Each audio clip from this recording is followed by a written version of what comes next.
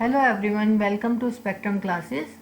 Today we are going to discuss about the atomic radii, ionic radii, and we will also discuss in this video the number of objective questions which have been asked in several competitive exams based on this atomic and ionic radii.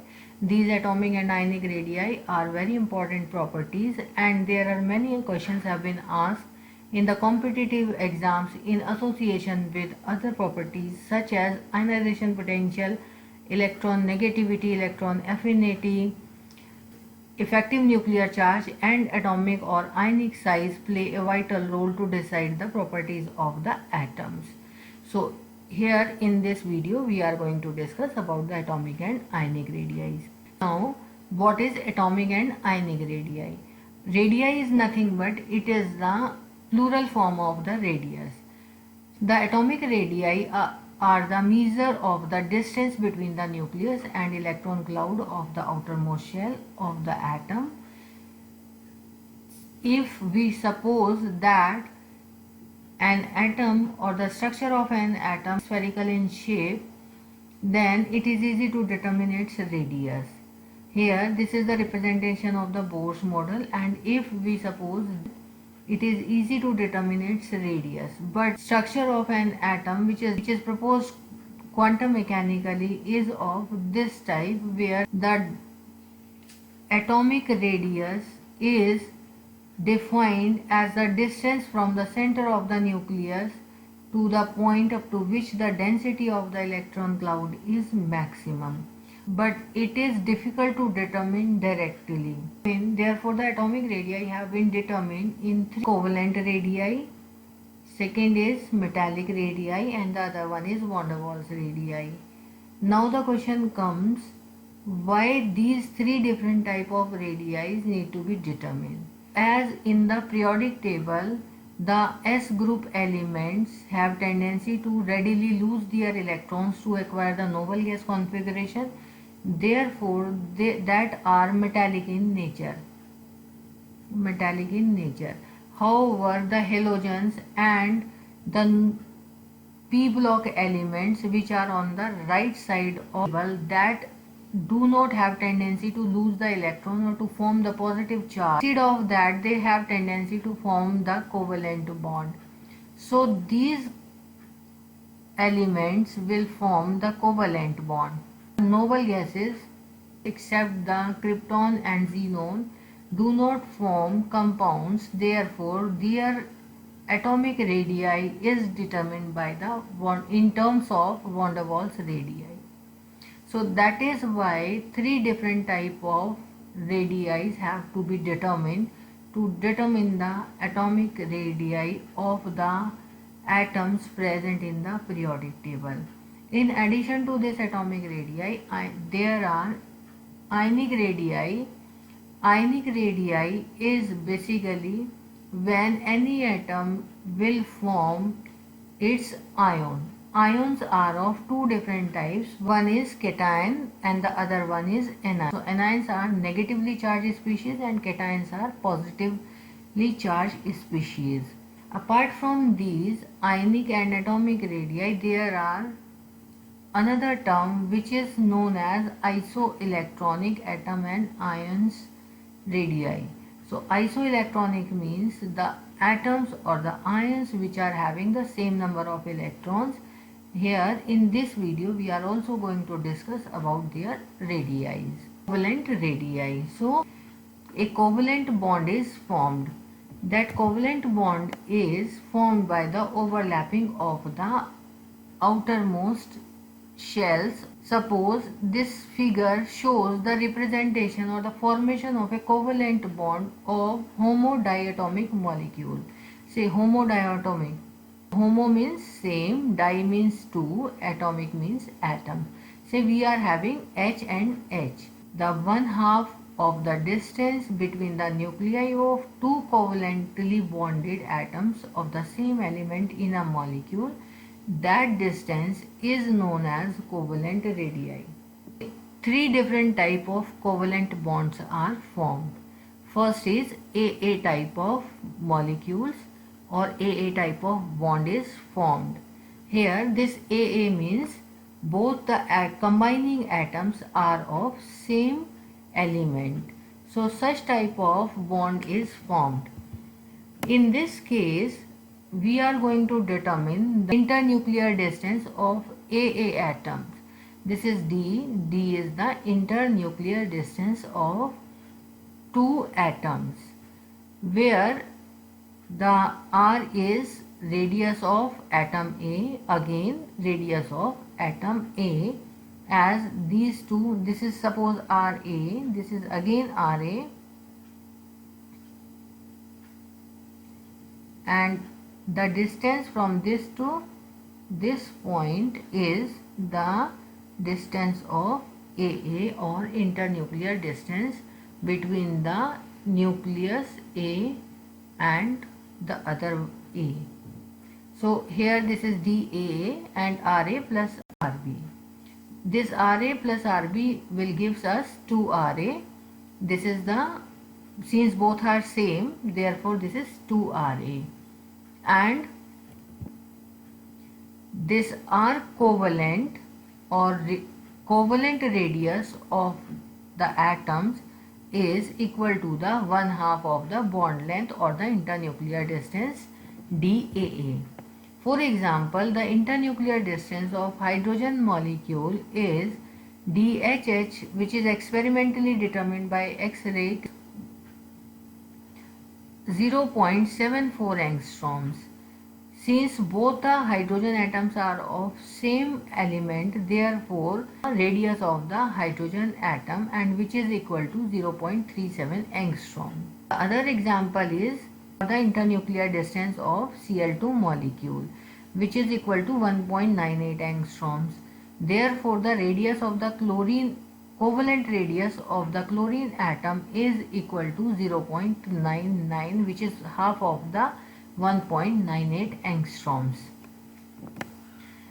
The second type of bond is formed between two different type of elements. This type of bond is formed when the electronegativity of atom A is approximately equal to the electronegativity of atom B, represented as the internuclear distance of the bond AB is equal to radius of atom A plus radius of atom B, when chi A, or the electronegativity of element A, is approximately same as the electronegativity of atom B. For example, we are having CH bond. So if the internuclear distance DCH we are measuring by the experimental method, then this will be equal to the RC plus RH. RH is equal to 0.37 angstroms.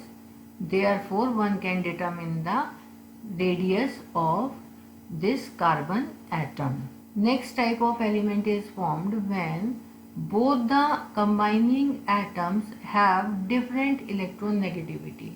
HF molecule. The electronegativity difference of HF molecule is large, as we know that the electronegativity of H is 2.1 and electronegativity of F is 4.0. So the difference is larger. Therefore it has been observed that the distance between the nuclear distance of AB type of bond is less, which is observed experimentally, than the calculated value. For example, DHF is experimentally, which is determined as, is equal to 0.92 angstroms. However, the calculated value, if we put the radius of hydrogen and radius of fluorine atom, then these are the values in angstroms. We get the internuclear distance for this HF is equal to 1.09 angstroms, which is larger than the experimental value. Therefore some correction needs to be done, and we cannot simply apply this formula over here. So the correction is given over here, which is proposed by the Shoemaker and Benson. According to this formula, the internuclear distance AB is equal to Ra plus Rb minus 0 electronegativity of B minus electronegativity of A. Here the electronegativity of B is written first because on the right hand side we always used to write the more electronegative element. Therefore, this B is supposed to be more electronegative. Therefore, chi B is written first. Now we are going to discuss about the factors that affect the magnitude of the covalent radius. There are three different factors. One is effective nuclear charge. Effective nuclear charge we have already discussed in the effective nuclear charge video. I have given the link of this video in the description box. You can check for more details. Effective nuclear charge is inversely proportional to the covalent radius. So as the effective nuclear charge increases or G effective increases, covalent radius or R covalent decreases, or vice versa. The next is, as the principal quantum number n increases, or if we are moving in the periodic table, say this is my first period, this is second, this is third, this is fourth, and so on. This is my principal quantum number. As the principal quantum number increases, the additional shell increases. Here this is for second, for third we are having 3 different shells, and for fourth we are having 4 different shells. Therefore, on increasing the principal quantum number, or as we are moving in the periods, then an additional shell is introduced, and as the additional shell is introduced, the covalent radius increases. So dependent on the multiplicity of the bonds. As the number of bonds increases, say C single bond C we are having, C double bond C, or C triple bond C. So as the multiplicity of the bonds increases, covalent radii decreases. As we are moving from left to right, covalent radii decreases. This is just because the effective nuclear charge increases. It has been observed that the covalent radii increases as we are moving down the group. Here we can see metallic radii. Metallic radii is formed by the metallic elements, is defined as the half of the distance between the nuclei of any two adjacent metal atoms in a metallic crystal. So the metallic crystal is defined by this picture here. According to this electron C model, a metal lattice or crystal consists of positive kernels or metal ions left after the removal of the valence electrons, arranged in a definite pattern in a sea of mobile valence electrons. Thus each kernel is simultaneously attracted by a number of mobile electrons, and each mobile electron is attracted by a number of metal ions. This simultaneous force of attraction between the mobile electrons and the positive kernels is called the metallic bond. Metallic radius is determined as the internuclear distance of two positively charged metal ions. So here in this case, the metallic radius increases down the group and decreases across the period. Here we can see this is first group: lithium, sodium, potassium, rubidium, cesium. So the metallic radius for these lithium, sodium, potassium, rubidium, cesium is this in angstroms, and the strength of the metallic bond depends on the higher the melting point, boiling point, heat of fusion, heat of vaporization. So here in this case, one can see that the melting point of lithium atom is higher as compared to the other elements, or we can say it decreases as we are moving down the group. So this is the metallic bond of lithium is most stronger as compared to the cesium. This can be explained on the basis of the bond strength decreases as the size of the atom increases. The other factor which can affect this bond strength of metallic bond is the number of valence electron. As the number of valence electron increases, bond strength increases. Say, here in this case we are having sodium, magnesium and aluminium. All these three atoms are having 1, 2 and 3 number of valence electrons respectively, and their melting point is like 98, 650 and 660 degrees centigrade. Therefore, the metallic bond of this aluminium is stronger as compared to the magnesium and sodium atoms. Now we are going to discuss about the van der Waals radii. Van der Waals radii is determined for the atoms or the molecules which do not form covalent or metallic bond with the other atoms.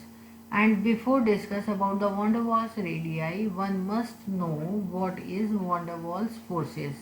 So van der Waals forces are defined as the weak intermolecular forces that are dipole-dipole forces, dipole-induced dipole forces, instantaneous dipole-induced dipole forces existing between the non-bonded isolated atoms or neighboring molecules are collectively called as van der Waals forces.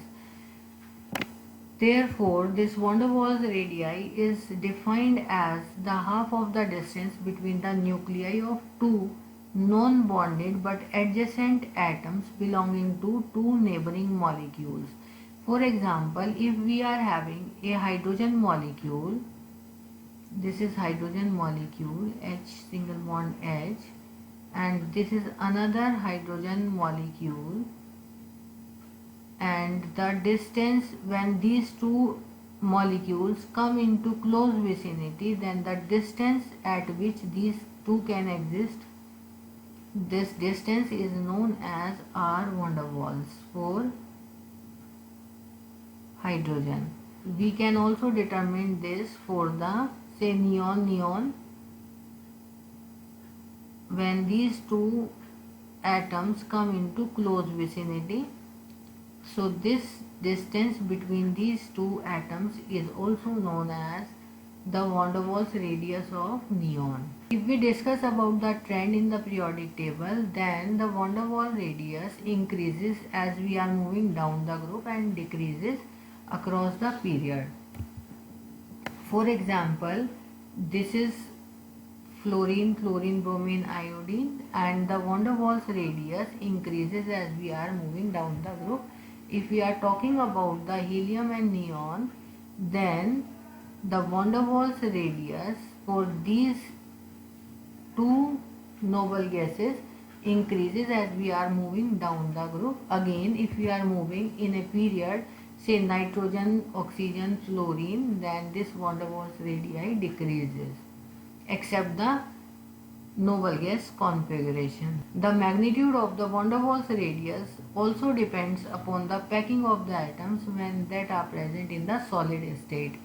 Say, we are having this graphite structure, and the distance between these two graphite layers, carbon layers, there are weak van der Waals forces, and which are equal to 3.35, and if we divide it by 2, then van der Waals radius of the carbon atom. Packing fraction is an important parameter to determine the van der Waals radii in the solid state. If we compare these three radii, say van der Waals radii, metallic and covalent radii, then van der Waals radii has the larger size as compared to the metallic and covalent radii. I am having an example of hydrogen. So the covalent radius for hydrogen atom is 0.37 angstrom. However, the van der Waals radii for this hydrogen atom is 1.20 angstroms. The another example is of iodine. Covalent radius for iodine is 1.28 angstroms. However, the van der Waals radii for this iodine is 2.15 angstroms. If we are moving down the group, increases atomic radii increases, and if we are going from left to right in a period, then atomic radius decreases. So this is a generalized rule for the atomic radii.